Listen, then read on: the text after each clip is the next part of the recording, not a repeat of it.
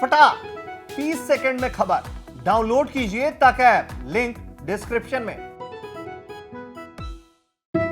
भारत तक अब नए अंदाज में।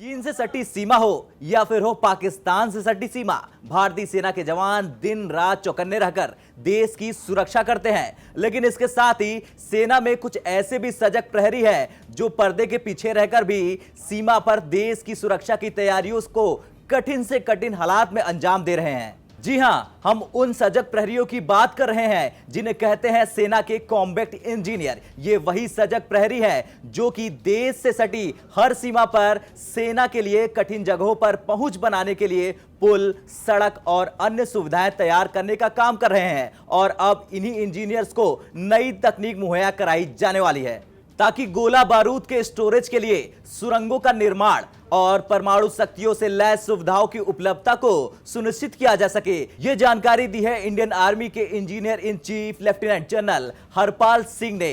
अब उन्होंने इस मौके पर क्या कुछ बताया और इस इवेंट से जुड़े हर बात को हम बारीकी से आपको बताएंगे। नमस्कार, जय हिंद, वंदे मातरम। मैं हूं आयुष और आप देख रहे हैं भारत तक। बता दें, इस मौके पर लेफ्टिनेंट जनरल हरपाल सिंह को सम्मानित किया गया डिफेंस फोर्सेज और बॉर्डर रोड ऑर्गेनाइजेशन के क्षेत्र में उनके योगदान के लिए एमिनेट इंजीनियरिंग पर्सनालिटी अवार्ड से। इसके बाद भारतीय सेना के engineer in chief lieutenant general Harpal Singh ने क्या कुछ कहा, जरा ध्यान से सुनिए। आजादी की 75वीं वर्षगांठ पर स्वदेश में डिजाइंड और विकसित AERV को कोर ऑफ इंजीनियर्स में शामिल करना आर्मी इंजीनियर्स के लिए आज खुशी और गर्व का पल है। हम सब जानते हैं कि वेस्टर्न बॉर्डर्स में नदी के इलाकों में मैकेनाइज्ड ऑपरेशंस की गति इंजीनियर्स की ब्रिज कंस्ट्रक्शन की गति पर निर्भर है। लंबे अरसे से किसी भी पुल का निर्माण मैनुअल रेकी पर आधारित था, जो न कि केवल गति में धीमा था बल्कि एक सैनिक को जंग के मैदान में बिना सुरक्षा के रेकी भी करनी पड़ती थी। इस चुनौती को दूर करने के लिए कोर ऑफ इंजीनियर्स ने DRDO के साथ मिलकर युद्ध क्षमता को बढ़ाने के लिए AERV की स्वदेशी विकास की प्रतिक्रिया शुरू की और इस मेहनत का फल आज आप सबके सामने है। आज हमारे पास स्वदेशी रूप से डिजाइन और विकसित इक्विपमेंट है जो टैंक की गति से मेल खाएगा, जल्द से जल्द रेकी करेगा, पुल के निर्माण के समय को कम करेगा, जिससे हमारे वेस्टर्न बॉर्डर्स में मैकेनाइज्ड ऑपरेशन की क्षमता बढ़ेगी। आज जब देश अधिक से अधिक आत्मनिर्भरता की ओर बढ़ रहा है, यह इक्विपमेंट इस बात को प्रदर्शित करता है कि हम देश में ही टेक्नोलॉजी डेवलप कर सकते हैं। भारतीय सेना की ऑपरेशनल रिक्वायरमेंट और DRDO के डिजाइन और विकास का अनुभव एक सही मिश्रण है।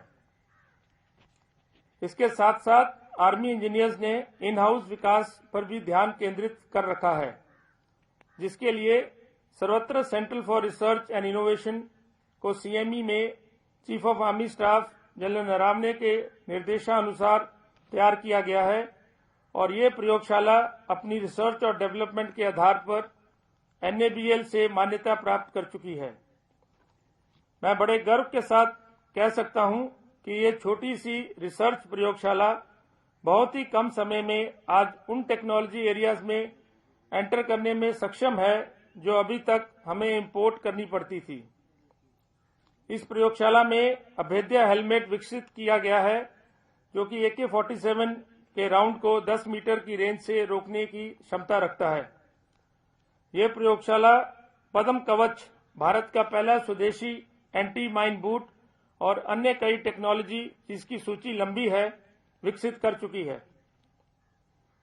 आज के इस शुभ अवसर पर कोर ऑफ इंजीनियर्स में इंडक्ट हो गए या होने वाले स्वदेशी उपकरण जैसे कि 5 मीटर और 10 meter short span bridge, new generation mines इत्यादि, जो कि भारतीय सेना की ब्रिजिंग, माइन लेइंग, CBRN और ट्रैक कंस्ट्रक्शन की क्षमता को बढ़ावा देंगी, डिस्प्ले की गई हैं।